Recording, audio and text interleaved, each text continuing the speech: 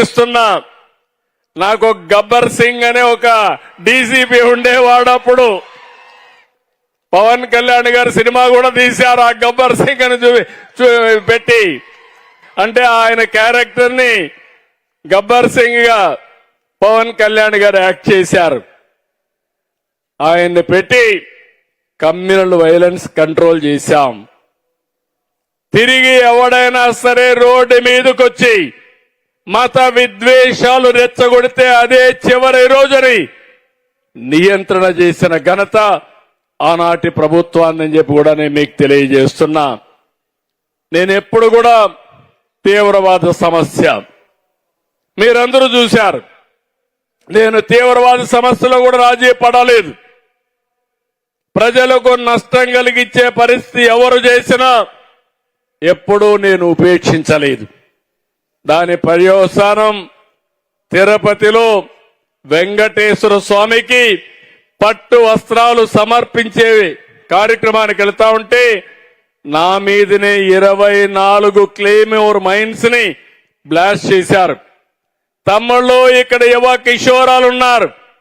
ఆ రోజు కూడా నేను భయపడలేదు.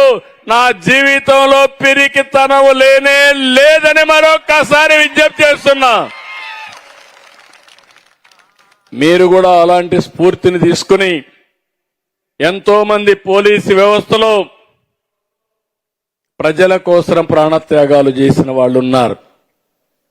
సీనియర్ ఆఫీసర్స్ ఉన్నారు, జూనియర్ ఆఫీసర్స్ ఉన్నారు.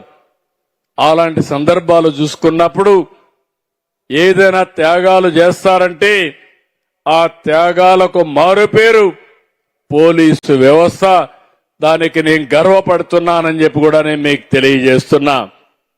ఇప్పుడే నేను మిత్రుడు పవన్ కళ్యాణ్ గారికి ఒక చిన్న మాట చెప్పాం. బాబురావు ఒక చిన్న కోరిక కోరాడు.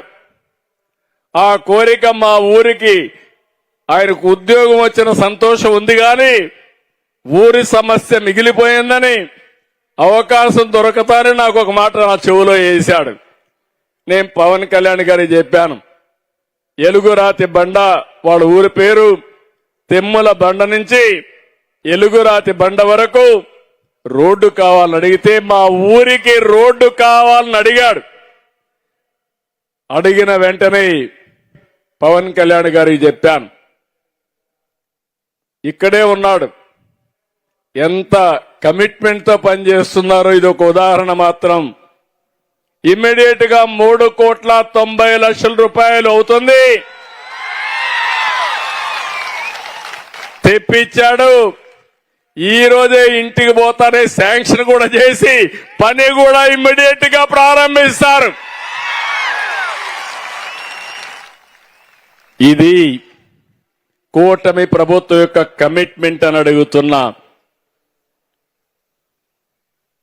ఇలాంటి ప్రభుత్వం ఉంటే మా మీద విమర్శలు చేయడానికి కూడా చాలా మంది వస్తానే ఉంటారు.